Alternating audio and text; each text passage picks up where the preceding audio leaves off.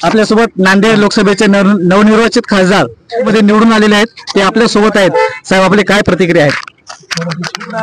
काल जो नांदेड लोकसभेच्या पोटनिवडणुकीचा निकाल लागलेला आहे, त्या निकालामध्ये अत्यंत अटीतटीच्या या निवडणुकीमध्ये आज काँग्रेस पक्षाच्या वतीने माझा त्या ठिकाणी विजय झालेला आहे।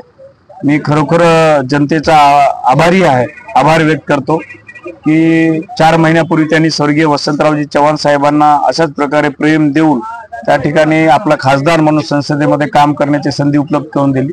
पण त्यांच्या अकाली निधनानंतर आज पोटनिवडणुकी लागली होती लोकसभेची, आणि काँग्रेस पक्षाने माननीय राहुलजी गांधी असतील, खरगे साहेब असतील, नाना पटोले साहेब असतील, या सर्वांनी माझ्यावर विश्वास ठेवून या नांदेड लोकसभेसाठी मला उमेदवार काँग्रेसचा म्हणून दिलेला होता, आणि काल लोकांनी माझ्यावर विश्वास टाकून या लोकसभेमध्ये मला विजयी केला।